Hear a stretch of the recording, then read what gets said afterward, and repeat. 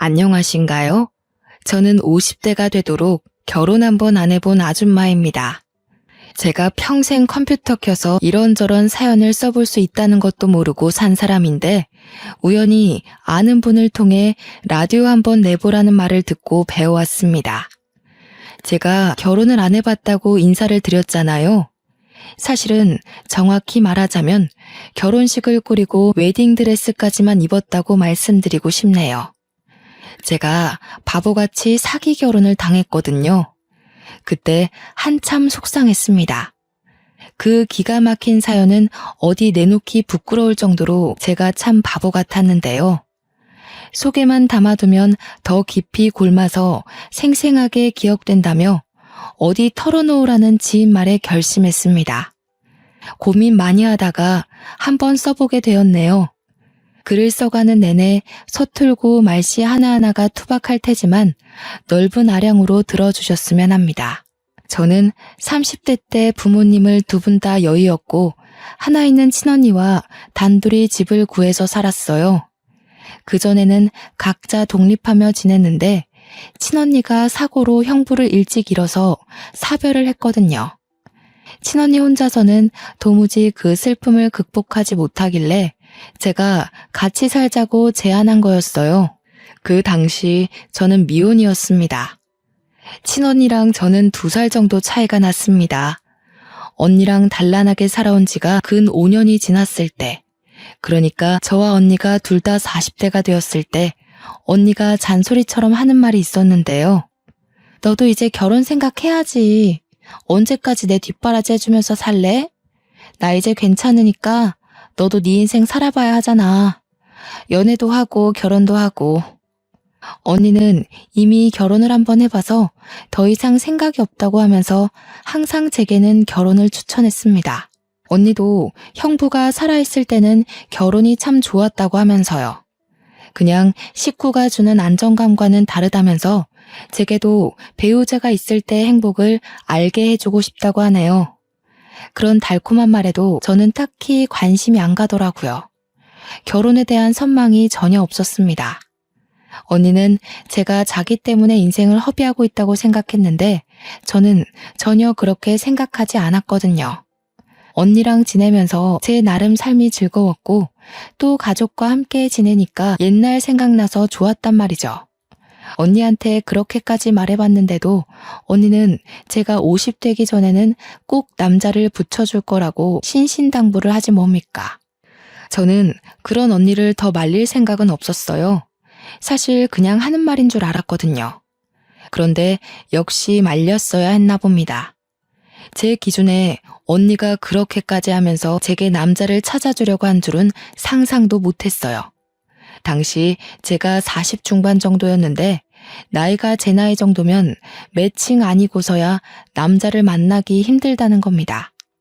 자연스럽게 만나려면 이상한 동호회를 가입해야 하는데 거기는 너무 위험해질 수 있으니 너무 위험 요소가 많으니 차라리 돈 주고 믿을 만한 결혼정보 회사에 등록하는 게 좋다고 하대요. 이때 설마 싶었습니다. 무슨 돈까지 들이면서 남자를 만나냐고 됐다고 손사래를 쳤는데도 언니는 꼭 죽기 전에 해봐야 하는 게 결혼이라면서 저를 업체에다 등록해버렸지 뭐예요. 저는 생전 그런 것에는 발 담글 생각이 없었던 사람입니다. 그렇게까지 남자를 만나고 싶지도 않았고요. 언니가 이미 등록하고 와서 저한테 사실을 말해줬는데 괜히 남사스럽더라고요. 다 늙은 나이에 결혼정보회사라니. 당시에는 창피해서 얼굴이 다 빨개졌습니다. 그런 데는 돈 많은 사람이나 조건 좋은 사람들 있는 곳 아니야? 아니면 젊은 사람들이나 희망이 있지. 나는 직장도 변변찮고 나이도 많잖아. 괜히 돈 버리는 짓 했네. 지금이라도 물을 수 없어? 거기는 웃긴다. 당사자도 아닌데 왜 확인 연락이 없대? 식구라서 민증이랑 가족관계 증명서 가져가면 등록해주더라. 그리고 이 좋은 걸 왜 몰라? 우리 또래도 생각보다 많아. 오히려 우리 또래가 더 많을 수도 있지? 젊은 사람들은 알아서 기회가 찾아오는데 우리같이 나이 있는 사람은 기회가 적으니까. 내가 정말 좋은 남자 해달라고 했으니까 기다리고 있어봐. 언니가 너무 서두르는 느낌이 없지 않아 있었지만 이때만 해도 언니의 생각보다는 언니가 마음대로 그런 큰 돈을 들여 일을 벌인 것에만 신경이 가 있었어요. 그렇다고 다툰 건 아니에요. 언니가 제 걱정을 많이 생각해서 그랬단 걸 아니깐요. 저는 언니와 함께 개인 애견 카페를 차려 운영 중인데요. 그 사망보험금으로 차린 카페예요. 그래서 부모님이 주신 선물이라 생각하고 정말 열심히 공부해서 운영해 나갔죠. 평소 강아지를 좋아하는 언니와 제 마음이 맞아서 시작한 사업이었고 아파트 단지 주위에 있어서 가족 단위 손님들이 제법 많이 와요. 그래서 먹고 살 만큼은 벌고 있었습니다. 그러나 그게 어디 대놓고 자랑할 만한 재산은 아니었어요. 결혼업체에 등록하려면 내부 사정을 하나하나 밝혀야 했을 텐데 제 형편없는 조건으로도 되는 게 있었나 보더라고요. 그게 민망해서 언니한테 슬쩍 물어봤는데 언니는 그것도 업체마다 커트라인 조건이 다르다고 자기가 알아본 업체는 신생업체였는데 그래서 커트라인이 다소 낮게 잡혀 있었다네요. 언니도 자세히는 모르지만 어떤 손님들 하는 얘기를 엿듣고서 그곳을 찾아가 봤다고 합니다. 이미 엎질러진 물이고 환불도 안 된다고 하니까 저도 그만 될 대로 되라식으로 마음을 놓아버렸어요. 그렇게 한 4개월이 흘렀을까요? 언니가 예전 엄마와 같은 병으로 몸져 눕게 된 거예요. 이미 완치 시기를 놓친 유방암이라고 했습니다. 언니가 스스로 입원을 한 뒤에 저한테 연락이 왔었는데요. 저는 그 전화 한 통을 받고 나서야 처음으로 언니의 지병을 알게 되었습니다. 너무 놀라서 장사를 접으면서까지 언니 간병에 올인을 했는데 알고 보니까 언니는 이미 자기의 병세를 알고 있었던 겁니다. 내가 사망보험금 들어놨거든. 우리 동생 혼자 두고 가는 게 미안해서 언니로서 주는 용돈이야. 누구 주지도 말고 너 혼자 다 써야 돼. 남은 생 실컷 누리다가 나중에 우리 식구 다 같이 만나자. 먼저 가서 기다리고 있을게. 무슨 소리 하는 거야? 왜 그런 마음 약한 소리를 해? 진짜 나를 걱정하고 미안했으면 힘내서 살 생각을 해야지. 어차피 완치도 안 될 텐데 돈 들여서 뭐해. 힘든 상태로 연명만 하는 셈일 건데. 혹시 결혼업체에서 연락 안 왔어? 그거 연락 오면 꼭 받아야 돼? 지금 이 와중에 그게 문제야? 언니 앞날이나 걱정해. 내 일은 내가 알아서 잘할 테니까. 대체 왜 나를 나쁜 동생으로 만들어? 내가 언니를 위해서 노력해볼 수도 없게 왜 이제서야 얘기를 했냐고. 제가 그때 언니를 얼마나 나무랐는지 모릅니다. 화가 나서 원망스럽기까지 했어요. 그럼에도 언니는 그동안 자기 힘들 때 옆에 있어줘서 고마웠다고, 끝까지 같이 못 있어줘서 미안하다고 그가 못했던 고백들만 할 뿐이었습니다. 언니는 몇 번 치료를 받았는데도 암세포가 번지기만 할 뿐 의사도 더 이상은 가망 없다고 했고 그렇게 호스피스로 옮겨졌어요. 그곳에선 입원한 지 일주일 만에 급격한 컨디션 저조로 세상을 떴고요. 어쩌면 부모님이 돌아가셨을 때보다 더 힘들었던 것 같습니다. 제겐 정말 하나밖에 없는 가족이었거든요. 옆에 가족이 단 한 명도 남지 않았다는 건 생각보다 더 무섭고 혼자인 것 같은 기분이더라고요. 언니 장례를 마치고 언니랑 같이 썼던 방을 정리하면서 발견하게 된 것이 있었는데요. 하나의 봉투였습니다. 봉투에 제 이름이 써져 있는 것 보니 제게 주는 편지 같았어요. 그것을 읽는데 저는 언니가 왜 그렇게 제 옆에 남자를 두려고 했는지 알겠더라고요. 언니는 제가 이렇게 혼자 남게 될 걸 이미 알고 있었다는 겁니다. 자신의 몸 상태가 시한부라는 걸 알아서 제 옆에 오래 있을 수 없다는 생각에 그리 급히 서둘렀던 거였어요. 그리고 적당한 조건을 갖춰야만 업체에 등록할 수 있다는 커트라인도 언니가 자기 사망보험금을 추려서 부모님 것까지 10억이 되는 자산을 기재했기 때문에 통과된 거였고요. 저는 그 편지를 붙잡고 한자리에서 또 얼마나 울었는지 몰라요. 언니의 마음도 모르고 그저 원망만 하고 보낸 것 같아서 그게 너무 죄스러웠습니다. 부모님도 모자라 언니까지 차례로 다 떠나버리니 저는 정말 혼자가 되었더군요. 언니 말대로 옆에 배우자라도 있었다면 이 시간을 좀 더 수월하게 극복할 수 있었을까요? 저는 한동안 재기하기 어려울 정도로 집구석에 박혀서 울기만 했어요. 얼마나 울었으면 진이 다 빠져서 이틀간 잠만 자기도 했습니다. 그렇게 삶에 대한 의지를 놓아가던 어느 날, 그간 한 번도 반응 없던 전화가 울렸는데요. 모르는 번호였습니다. 처음엔 안 받았어요. 그런데 연이어서 다시 울리더니 끊어지고 또 울리기를 3번이나 해서 받아보았습니다. 알고 보니 언니가 등록해놨던 결혼정보회사 연락의 연락이었어요. 죄송합니다. 제가 지금 사정이 안 돼서. 혹시 거기 들어간 돈 뺄 수 있나요? 100% 환불은 바라지도 않아요. 다만 조금이라도 괜찮으니 환불하고 싶은데요. 정확한 언니 사정을 얘기하기가 그래서 최대한 양해를 구한다는 식으로 물어봤는데 역시나 돌아오는 답변은 어렵다는 말뿐이었습니다. 어쩌면 업장에서는 당연한 입장이잖아요. 그래서 저는 더 기운 빼서 환불받고 싶은 생각까진 없었습니다. 그렇다고 언니가 애써준 마음을 버릴 수는 없지 않습니까? 그래서 저는 언니가 주는 마지막 선물이라는 생각을 하며 할 수 없이 업체가 매칭해주는 남자를 만나게 되었습니다. 첫 번째 만남이 언니 장례를 마치고 처음으로 외출을 한 날이었어요. 가족을 모두 보낸 제 세상은 슬픔에 멈춰 있었는데 바깥 세상은 아무렇지 않게 돌아가고 있더라고요. 당연한 일인데도 그게 한편으론 서운하고 허탈했네요. 선자리에서 만난 남자의 첫인상은 굉장히 신사답고 깔끔했습니다. 원래 성격이 밝은 편인 건지 제가 우중충한 표정을 짓고 있어도 남자는 자리에서 내내 웃음을 잃지 않더군요. 아직까지 결혼을 안 하셨다고 들었어요. 40대 중반이시면 제법 늦은 나이인데 혹시 특별한 이유가 있으세요? 말씀하시기 불편한 이유면 대답 안 하셔도 됩니다. 그냥 결혼 생각이 없었어요.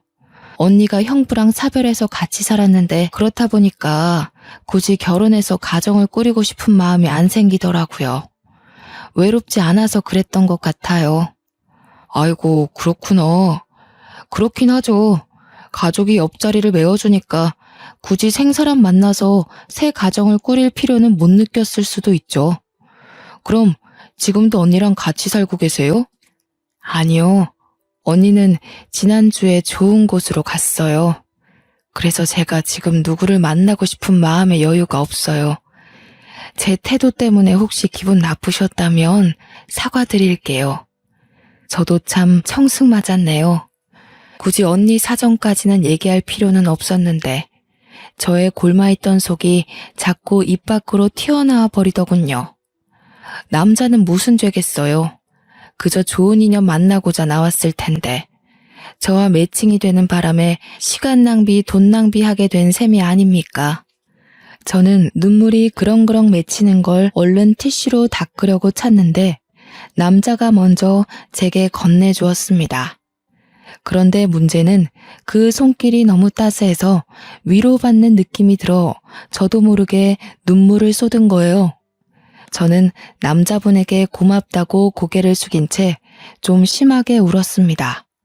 상대방 입장에서 짜증내며 자리를 박차고 나갈 수 있다고 생각해요. 그래서 남자분이 어떤 질타를 던져도 감안하고 남자가 먼저 나가면 저도 이 자리를 뜰 예정이었거든요. 그런데 남자는 끝까지 제 곁을 지키며 티슈까지 더 챙겨와 주는 거 있죠. 초면이라지만 솔직히 고마운 마음밖에 없었습니다. 혼자라고 생각했는데 누군가 곁에서 손을 내밀어 주니 그 순간 짧게나마 숨통이 트이는 것 같았어요. 저는 생각 외로 후회했던 것만큼 좋은 시간이었지만 남자는 아니었을 거라 생각했습니다. 당연히 다음 기약은 기대도 안 하고 있었어요. 그냥 하루 위안받고 온 날이라고만 여겼죠. 그러나 그날로 다시는 저를 안 볼 거라 생각했던 그 남자에게서 연락이 온 겁니다. 현주 씨 뭐 하세요? 오늘 저녁에 붉은 달 뜬대요. 같이 보러 가실래요? 주소 알려주시면 제가 모시러 갈까 하는데. 아, 저는 그냥 집에서 쉬려고요. 죄송합니다. 연락 주실지는 몰랐는데 지난번엔 너무 죄송했어요. 저보다 더 좋은 분 만나서 좋은 인연 이어갔으면 해요. 현주 씨, 저도 현주 씨처럼 소중한 사람을 먼저 보냈어요. 결혼하려고 했던 사람이 현주 씨 언니분이랑 같은 암에 걸려서 저도 많이 힘들었거든요. 하지만 내가 살아야만 사랑하는 사람들이 위해서 마음 편히 쉴 수 있지 않을까요? 집에서 소가리만 하고 있으면 하늘에 있는 식구들 속이 더 굶어요. 아마 현주 씨 언니분도 현주 씨가 잘 살길 바라고 있을 거예요. 그 남자가 건네는 따스한 위로에서 언니가 멀쩡한 정신을 떼해줬던 마지막 말이 떠올랐습니다. 사망보험금 다 쓰고 즐기고 오라는 언니가 순간 눈앞을 스쳐갔죠. 제가 가진 전 재산은 언니 사망보험금에 엄마 아빠 사망보험금까지 총 액수가 10억 정도일 겁니다. 언니가 밑에 물려준 후손 신경 안 써도 되니까 저보고 꼭 혼자 다 쓰라고 했잖아요. 남자분이 저처럼 같은 경험을 겪어서 제가 남자분에게 끌렸던 것일까요? 그분의 따뜻한 위로에 크게 흔들린 저는 그때부터 남자분이 부르는 대로 밖을 나갔던 기억이 납니다.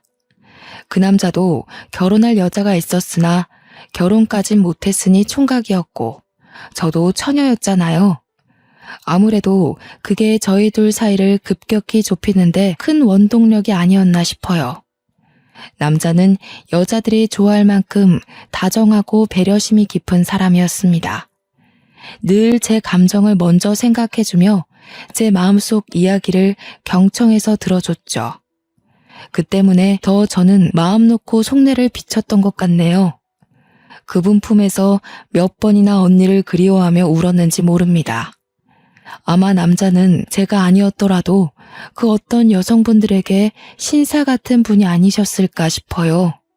그래서 남자분을 향한 제 마음에 어느새 사심이 깃들었다는 걸 알고서 접으려 했으나 어느 날 그 남자가 저한테 뜬금 고백을 하는데 내용을 듣고 깜짝 놀랐습니다. 현주 씨를 가까이서 지켜드리고 싶어요. 현주 씨처럼 이렇게 마음 여리고 순수한 분 옆을 감히 탐내서 죄송해요. 현주 씨가 괜찮다고 한다면 더 가까운 사이가 되고 싶은데 허락해 주시겠어요? 남자가 제게 반지를 주면서 청혼을 하는 거 아니겠습니까? 저는 솔직히 결혼은 애써 기대 안 하고 있었거든요. 제가 워낙 많이 울기도 했고 마음에서 언니를 쉽게 보내주지 못해서 남자분이 좀 지쳤을 거라고 생각했으니까요. 그래서일까요? 남자가 제 곁을 지켜주고 싶다고 청혼을 해주는데 언니가 저더러 배우자가 주는 행복은 좀 다르다고 했던 말을 온몸으로 느꼈네요. 그러면서도 한편으로는 살짝 고민도 했습니다. 제가 나이 50이 다 돼가기도 했고 그 나이 먹도록 해볼 건 나름 많이 해봤으나 결혼은 처음이라서 생각 없이 뛰어들기가 좀 망설여지더라고요. 제 나이면 도전이 어려워져요. 게다가 제 팔자에 결혼은 없을 거라고 이미 단념하고 산 지가 오래라. 그래서 남자가 해준 청혼을 받고도 솔직히 걱정 많이 했는데요. 문득 집에서 가족 사진을 보다가 결혼이란 낯선 세계로 뛰어들어 보길 마음먹게 되었습니다. 언니 말대로 결혼하면 지금보다 더한 행복감이 올 거라는 기대감을 만끽하기로 했죠. 그 남자가 만들어 놓은 인생 설계에 함께할 의지가 생기자 저 또한 좀 더 적극적으로 마음을 표현하게 되더군요. 남자는 제가 한 번도 받아보지 못한 이벤트도 많이 해줬어요. 이런 것에 대한 로망도 딱히 없이 살았는데 막상 받아보니까 너무 사랑받는 기분이더라고요. 가족이 곁에 없어서 다시는 웃지 못할 거라 생각했는데 저는 이렇게 슬픔을 잠시 잊을 만큼 행복한 나날을 보냈습니다. 다만 제가 걱정이 됐던 건 남자분이 특히 꽃 선물을 많이 줬는데 그 안에는 꼭 주얼리가 함께 동봉되어 있거든요. 이게 한두 푼 하는 게 아닐 텐데 기념일도 아닌 날마다 이렇게 선물을 주니 남자에게 부담이 되진 않을까 싶어 걱정되는 거 있죠. 희석 씨, 왜 자꾸 돈을 써요? 이게 다 얼마래? 이렇게까지 안 해줘도 저 충분히 희석 씨 마음 알아요. 이러면 제가 미안해지잖아요. 내가 있는 게 돈뿐인걸요? 현주 씨한테 내 모든 걸 걸겠다는 표시예요. 그리고 현주 씨가 곧 제 사람이 될 거잖아요. 제 것한테 제 마음 퍼주는 건데 뭐 어때서요? 이쯤에서 업체에서 본 정보가 다시 떠올랐는데요. 이 남자는 20억 자산가로 기재되어 있었어요. 직원한테 듣기로 술 브랜드 공장을 운영한다고 했던 것 같네요. 그래서 정말 이만한 돈이 부담되지 않을 만도 했죠. 또 남자 말대로 저희는 곧 결혼을 하게 될 사이니 서로에게 주는 마음의 표시는 우리 모두의 것이 되는 거나 다름없다는 말도 일리가 있더라고요. 저와 남자는 다툼 한 번 없이 이렇게 무난한 만남을 지속해가고 있었습니다. 행복한 하루만 계속되던 중 한 번은 제가 남자를 집에 초대한 적이 있었는데요. 결혼하기 전에 제 집을 소개해드리고 집에서 밥 한 끼 해주는 게 예의라고 봤기 때문이에요. 그 당일에 제가 얼마나 진수성찬을 차려놨는지 몰라요. 남자가 좋아하는 걸로다가 전부 만들어 놓느라 꼭두 새벽부터 일어나서 요리를 했거든요. 가족들 있을 때도 이렇게까진 차려 먹은 적이 없는데 저도 그 남자한테 많이 빠져 있었나 봅니다. 남자가 집에 도착해서 초인종을 눌렀을 때 정말 소녀처럼 설레었던 기억이 나네요. 나이 50을 바라보는 입장에서 현관문까지 그렇게 달려본 것도 처음이었어요. 문을 열자마자 남자의 얼굴보다 꽃다발이 먼저 들이밀어졌는데요. 오늘은 제가 선물 좀 주려고 했는데 또 선수를 빼앗겨버려 조금은 심통이 났습니다. 물론 두근거리고 기분 좋은 어리광이었다고 봐야겠죠. 그런데 말입니다. 저희 집이 주택이라서 대문을 열면 마당을 넘어 골목이 보이거든요. 제가 남자의 꽃을 받고 기뻐하던 중 우연히 그 골목을 보게 되었는데 웬 여성분이 저희 집을 빤히 쳐다보고 있는 겁니다. 나이는 저랑 또래거나 저보다 살짝 어려 보이는 것도 같았습니다. 보자마자 살짝 소름이 돋았던 건 제가 오해할 수도 없게 너무 노골적으로 저희 집을 보고 있어서였어요. 저희 집을 보고 있었는지 아니면 저희를 보고 있었는지 명확히 알지 못했지만 확신할 수 있었던 것은 여성분의 시선이 저희 쪽 언저리를 돌고 있었다는 거예요. 어떤 영문인진 모르겠으나 만약 저희를 보고 있던 게 맞다면 너무 무섭지 않나요? 대체 뭐 때문이었을까요? 저는 더 이상 버티고 서 있질 못하고 얼른 그 남자를 끌어당겨 문을 닫았습니다. 남자는 제 표정을 보고 왜 그러냐고 묻더군요. 아니, 웬 여성분이 저희를 쳐다보는 것 같아서요. 동네 주민 얼굴은 제가 다 알거든요. 그런데 처음 보는 사람이었어요. 왜 저희 집을 그렇게 쳐다보고 있는 건지. 제가 무서워하자 남자가 씩씩하게 창문 쪽으로 걸어갔습니다. 창문 밖으로 주위를 확인하는 것 같더니 아무도 없다고 하네요. 그 말에 곁으로 가서 저도 확인해봤는데 휑한 골목만 있을 뿐 정말 그 여자가 없어졌더라고요. 하지만 착각했다고 생각하기엔 그 여자의 시선이 너무 저와 남자를 향해 있었기에 도무지 잊기가 어려웠는데요. 남자는 저를 심각하게 걱정해주며 같이 마음 써주는 덕에 그냥 그러려니 하고 넘겨버렸습니다. 좋은 날인데 괜히 저 때문에 분위기 망쳐지는 건 원치 않았거든요. 그렇게 근 10개월이 지난 후 저는 그 남자와 결혼식을 올렸습니다. 당시 저는 결혼식 전날 밤부터 설레서 잠을 청하는 게 어려웠어요. 결혼식 전날 밤이라 그런지 마음이 많이 싱숭생숭하더라고요. 언니에게 이러한 인연을 만들어준 것에 감사를 전하며 다음 해부터 시작될 50대부터의 삶을 행복하게 보내겠다고 마음속으로 인사를 하면서 잠이 들었네요. 결혼식 당일은 아침부터 기대가 가득했던 오전이었는데요. 결혼식에선 오랜만에 보는 친구들을 대거 만났던지라 하루 종일 뜬구름 같은 마음으로 들떠 있었습니다. 그런데요, 사람들 발길이 뚝 끊긴 시점에서 지인이 아닌 모르는 여자가 신부 대기실로 들어오는 겁니다. 다들 당황했던 건 신부와의 만남 시간이 한참 끝난 후였기 때문이죠. 직원분들이 나서서 들어오면 안 된다고 말렸지만 제가 괜찮다고 해서 마주하게 되었는데요. 못 보던 분인 것 같은데 혹시 신랑 쪽 하객이세요? 제 신랑은 아마 지금 입장 준비하느라 바쁠 거예요. 식장 입구에 한번 가보시겠어요? 네, 신랑분 보러 왔습니다. 제 신랑이 다른 여자랑 결혼한다길래 찾아와 봤어요. 기억하실지 모르겠는데 저는 신부님 한 번 뵌 적 있거든요. 제가 신랑 명의석 와이프입니다. 저는 순간 제가 잘못 들은 줄 알았습니다. 근데 주변 직원들도 웅성거리는 것 보면 잘못 들은 게 아니라는 거겠죠. 여성분은 곧바로 울먹이기 시작하더니 다짜고짜 제 앞에 무릎을 꿇더라고요. 그러면서 그 여자가 하는 말에 저는 이 결혼을 할 수 없다는 걸 눈치채고 말았네요.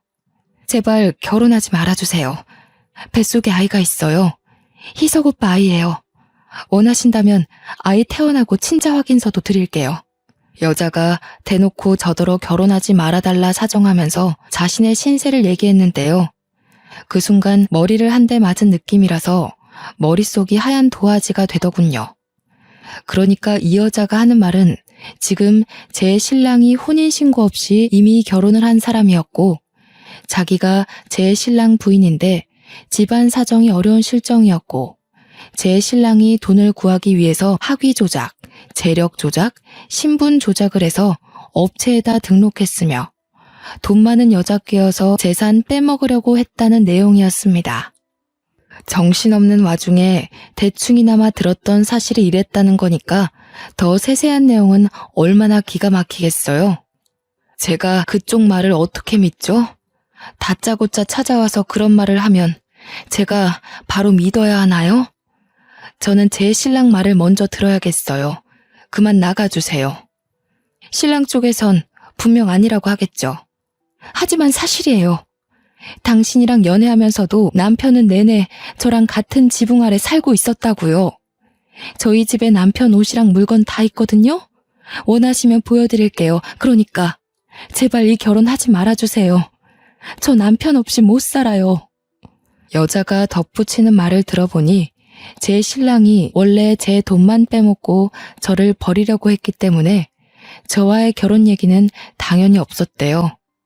그러던 어느 날 갑자기 제 신랑이 본처에게 청첩장 내밀었고 새로 결혼하고 싶은 여자가 생겼으니 그만 사이를 정리하자고 했다네요.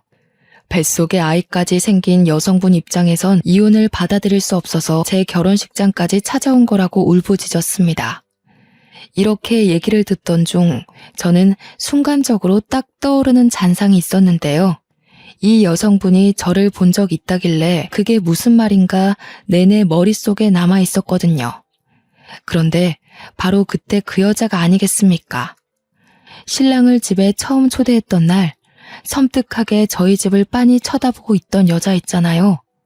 바로 그 여자였다니까요. 그걸 알고부터 제 상태는 더더욱 붕괴되어 버렸습니다. 여성분은 계속해서 제 앞에서 오열을 하고 있고 저는 입장 10분을 앞두고 멍 때리기만 했고 직원들은 상황이 상황인지라 차마 입장해야 된다고 재촉하지 못했죠. 그때 참 타이밍 나쁘게도 제 신랑이 신부 대기실을 방문했는데요. 입장하기 전이라 무척 떨리는지 제 얼굴을 보러 잠깐 들렸더라고요.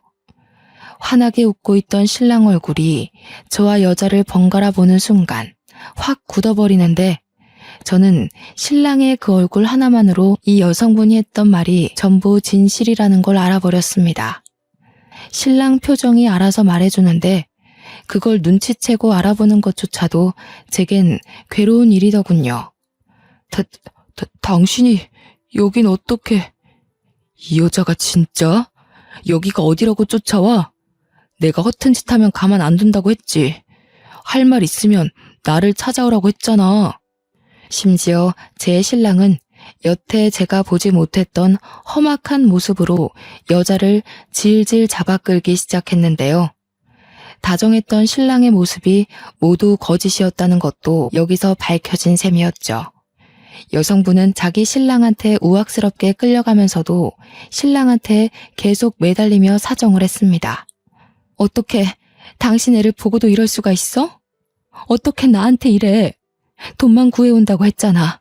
나랑 우리 아이 행복하게 해준다고 했잖아. 닥쳐. 현주 씨 미안해. 내가 얼른 쫓아내고 올게. 이 여자가 뭐라고 했든 믿지 마. 내가 다 설명할 테니까 잠시만 기다려. 예비 신랑과 여성분이 그대로 대기실을 나갔고 저는 턱 막혀있던 숨을 토해내면서 동시에 눈물까지 터져 나왔습니다.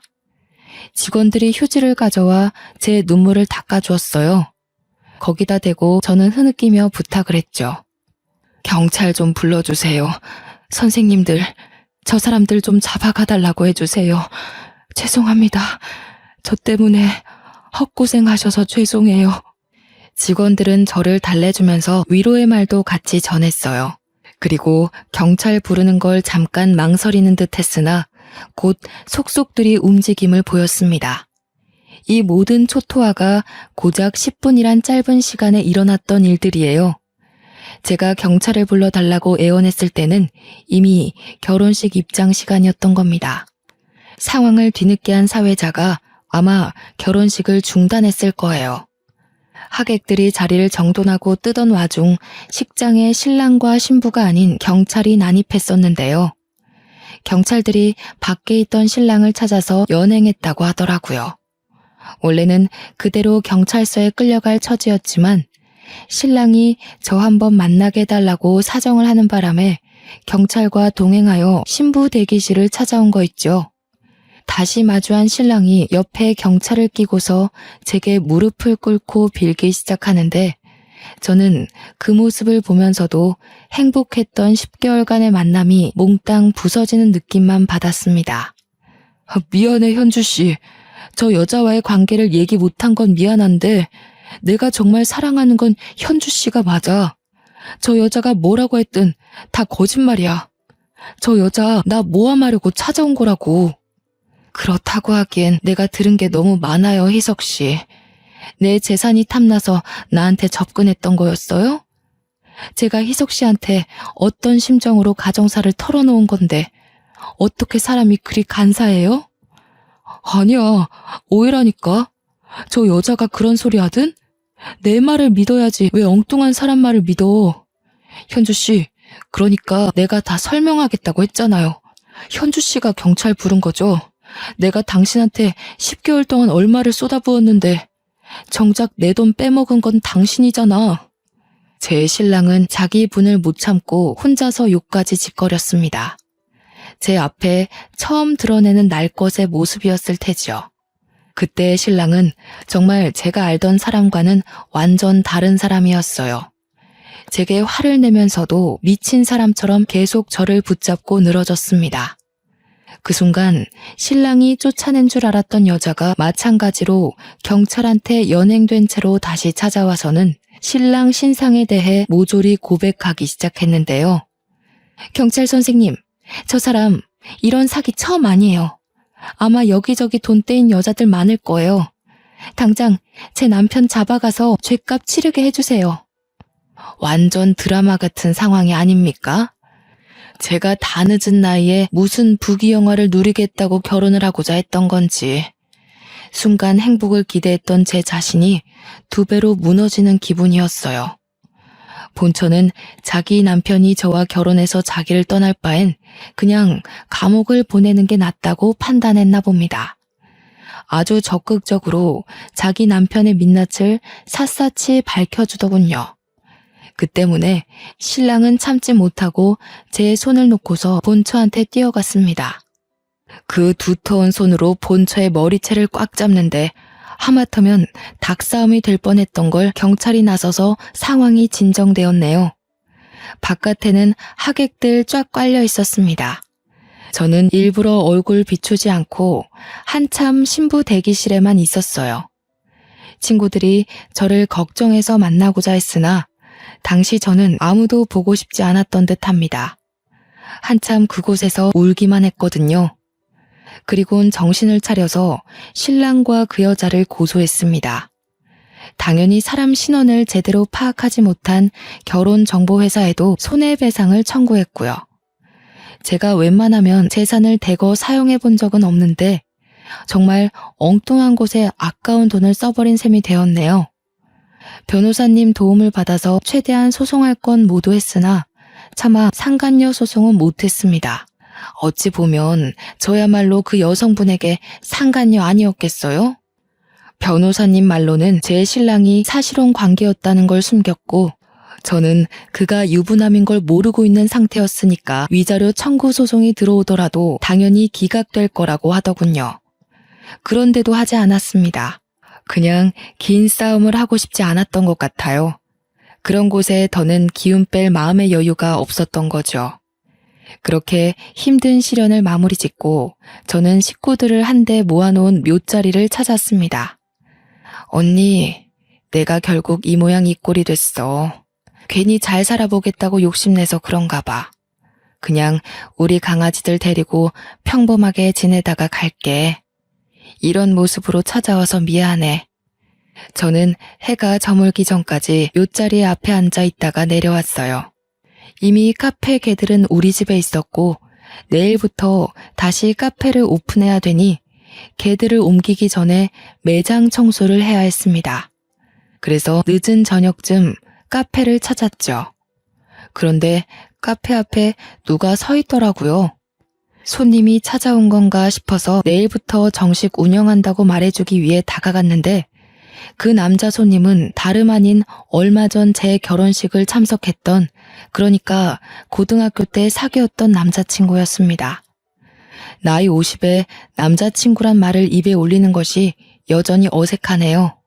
안 오는 줄 알았는데 네가 이 카페 주인 맞지? 전화를 해볼까 하다가 고민하고 있었거든. 시간 되면 얘기 좀 할 수 있을까? 저와 이 친구는 고등학교 때 사귀었다가 서로 붙은 대학이 멀어 자연스레 헤어진 경우였는데요. 어쩔 수 없이 헤어진 거라 당시에는 엄청 힘들었는데 시간이 약이라 잊을 수 있었던 기억이 나요. 나 여기 아파트 살고 있거든. 지난번 지나가다가 너 우연히 보고 설마 했는데 맞구나. 조금 더 빨리 용기 낼 걸 그랬다. 친구가 저와 대화하고 싶다고 해서 저는 우선 카페 문을 따고 들어가 음료를 대접했습니다. 결혼식 때 왔다고 했는데 저는 못 봤거든요. 그렇다면 신부 대기실에 인사를 오지 않았다는 건데 왜일까요? 혼자 의문을 가지고 있던 찰나 친구가 하는 말에 모든 게 이해가 되었습니다. 결혼식일 많이 힘들었지. 내가 너를 좀 더 빨리 알아봤다면 네가 그런 고생은 안 했을 텐데. 혹시 지금은 만나는 남자 있어? 너만 괜찮으면 나 너랑 다시 시작하고 싶어. 조금 놀랐습니다. 친구가 제게 아직도 마음이 있는 줄은 몰랐거든요. 결혼식 때 제게 인사하지 않은 이유도 다 저에 대한 미련을 떨치지 못했기 때문이었던 거죠. 친구는 저를 첫사랑이었다고 칭하며 한 번도 저와 함께했던 순간처럼 설렘을 느껴본 적이 없다고 하더군요. 너무 오래된 마음이기도 했고 저를 만날 용기가 없어서 내내 마음 한켠에 두고 살다가 친구들을 통해서 제 결혼식을 알게 되었다고 해요. 결혼하는 저를 보고 그만 자기도 완전히 저를 잊으려고 했으나 제 결혼이 틀어진 걸 보고선 자기는 그걸 기회라고 봤다는 겁니다. 힘든 일 겪어온 사람 앞에서 이런 소리 해서 미안해. 그런데 지금이 아니면 내가 또 나중에 후회하고 있을 것 같아서 찾아왔어. 그랬구나. 그런데 어쩌지? 난 이제 결혼할 생각이 없어. 나야말로 미안해. 나는 그냥 우리 강아지들이랑 같이 사는 게 제일 행복하다는 걸 알아서 더는 다른 것에 욕심내지 않기로 마음먹었거든.